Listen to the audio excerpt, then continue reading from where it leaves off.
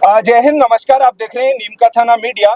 फिलहाल मैं हूँ नीम का थाना और नीम का थाना से ये हमारे अशोक जी तंवर हैं, जो अभी ग्रीस में 42वीं जो अल्ट्रा मैराथन हुई उसके अंदर 246 किलोमीटर की दौड़, मतलब 153 मील की दौड़ इन्होंने पूरी की है और एक विश्व कीर्तिमान स्थापित किया है। अब इनका कैसे ये सफर रहा, हालांकि आपकी भूमिका के लिए मैं बता दूं, इसमें टोटल जो है 395 जो इस प्रतिस्पर्धा में भाग लिया था, जो मैराथन दौड़ के अंदर, और उसके बाद में 193 जो ऐसे जो धावक थे उन्होंने ये दौड़ कंप्लीट की है। उसमें से हमारे नीमका थाना क्षेत्र के ये अशोक जी तंवर हैं हमारे साथ में। अब इनसे हम बातचीत करके जानकारी जुटाते हैं किस तरीके से मतलब इन्होंने ये कीर्तिमान स्थापित किया है। तो सबसे पहले तो नीमका थाना मीडिया पर आपका बहुत बहुत स्वागत है। धन्यवाद जी आपका। हाँ जी, अशोक जी, ये जो है आप इस प्रतियोगिता में पार्टिसिपेट आपने किया है, तो सबसे पहले तो मैं आपसे जानना चाहूंगा इसके लिए क्वालिफिकेशन किस तरीके से आप यहाँ तक पहुँचे हैं, इसके लिए क्या क्वालिफाई किया पहले, किस तरीके से आप यहाँ तक पहुँचे? इसकी क्वालिफिकेशन के लिए मैंने 161 किलोमीटर जैसलमेर से और लोंगेवाला तक जो रनिंग करी थी वो इसकी क्वालिफिकेशन रन थी, जिसमें भी मैंने नेशनल रिकॉर्ड ब्रेक किया था जी, जो 16.5 घंटे में कंप्लीट करके नेशनल रिकॉर्ड ब्रेक किया था और मैंने इसके लिए क्वालिफाई किया था जी। अभी ये जो स्पर्धा है इसके लिए आप ग्रीस से एथेंस में कब पहुंच गए थे, कितने तारीख को, कितने दिन का ये सफर रहा आपका? ये पिछले काफी टाइम से मैं इसी की तैयारी कर रहा था और 25 तारीख को मैं ग्रीस में पहुंचा। वहाँ का मौसम थोड़ा हमारे से प्रतिकूल है, एक धावक के बिल्कुल प्रतिकूल होता है वहाँ का जो वातावरण है, और ये दुनिया की सबसे कठिनतम अल्ट्रा मैराथन है, इससे कठिन कुछ हो ही नहीं सकता जी बिल्कुल।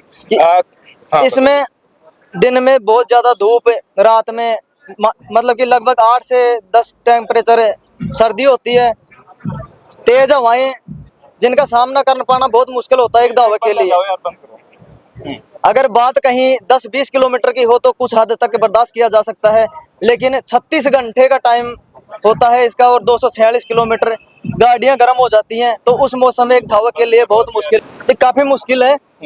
बिल्कुल ऐसे पगडंडियां, पहाड़ और उतार चढ़ाव वाले रास्ते, जिसमें हम उतार तो कह ही नहीं सकते, चढ़ाव वाले रास्ते हैं उसमें, तो जिसमें मेरे को इंजरी भी आई। मैंने लगभग 2 घंटे स्टे किया, बेड रेस्ट भी किया है। अगर काश वो 2 घंटे में दौड़ पाता तो इतिहास कुछ और ही लिखा जाता जी। फिर भी आपने बहुत अच्छा किया है। अशोक जी, मैं जानना चाह रहा हूँ कि इसके लिए आपने कहाँ से कोई कोचिंग ली है, कितने दिन से आप तैयारी कर रहे हैं, किस तरीके से यहाँ तक पहुँचने के लिए आपका सफर कैसा रहा? मतलब जी, वहाँ पे गया तो मैं बिल्कुल घबराया हुआ था कि इंटरनेशनल लेवल की तैयारी करके जो लोग आ रहे हैं, मैं उनके बीच में इस पहाड़ी क्षेत्र के, ग्रामीण क्षेत्र के और किसान परिवार से पैदा होके बिना किसी विशेष कोचिंग के, बिना किसी कोच, बिना किसी डॉक्टर की सलाह और बिना किसी फिजियो और कोई भी इस प्रकार के मेरे पास ट्रेनिंग नहीं मिल रही थी मेरे को, उसके बावजूद मैं उन लोगों में गया तो मेरे को कहीं ना कहीं डर था कि मेरा तो यहाँ पे बिल्कुल भी मतलब मुश्किल ही नहीं, नामुमकिन है यहाँ पे पोजीशन लेना, जो बिल्कुल। लेकिन वहाँ पे गया तो देखा कि मैं कर सकता हूँ। मैंने उन लोगों को पीछे किया है जो इंटरनेशनल लेवल की तैयारी कर रहे हैं। सभी संसाधनों का अभाव रहा है मेरे पास लगभग दौड़ने के लिए जूते भी नहीं बच पाते, अभी भी मैं टूटे हुए जूते से दौड़ा हूँ। जी अशोक जी, मैं जानना चाह रहा हूँ, जैसे सोशल मीडिया पर काफी चीजें वायरल हो रही है, कहीं 30 घंटे, कहीं 36 घंटे, कहीं 30 इस तरीके से लिखा हुआ है, तो मैं आपसे जानना चाह रहा हूँ प्रॉपर आपको कितना समय लग गया था इस दौड़ को कंप्लीट करने में? प्रॉपर मेरे को 30 घंटे और 14 मिनट लगे हैं। ये इसलिए हुआ है कि मैं जब कंप्लीट किया था उससे पहले ही, जब मैं कंप्लीट करके मैं अपने मोबाइल को देखा, तब तक सोशल मीडिया पे न्यूज़ें चल रही थी, मेरे को नहीं पता था कि टाइम क्या है। हाँ। लेकिन सोशल मीडिया पे न्यूज़ें चल रही थी, कहीं 28, कहीं 35, कहीं 33, जो उनके जो सिस्टम था उन सिस्टम में भी गड़बड़ था। पहले मेरे को 2 नंबर पे दिखाया गया था, फिर मेरे को 40 नंबर पे भी दिखाया गया है, मतलब कुल मिला के उनके सिस्टम में भी गड़बड़ थी और लास्ट फाइनल रिजल्ट जो रहा उसमें मैं 4th पोजीशन पे हूँ। क्या बात है, ऑल वर्ल्ड में 4th पोजीशन पे आप रहे हैं। जी, बहुत ही बिल्कुल। बढ़िया मतलब प्रदर्शन आप देख सकते हैं। हमारे नीम का थाना जो है, इस तरीके से आगे आप कैसा फ्यूचर देख रहे हैं, आगे क्या करना चाहेंगे? आगे का फ्यूचर मैं देखना चाहूंगा कि पहले तो मैं यहाँ तक पहुँचा उसका श्रेय मैं देना चाहूंगा श्री मेघराज सिंह जी रोयल साहब को, जिन्होंने मेरे को वहाँ पे भेजा। मेघराज जी हैं यहाँ पे?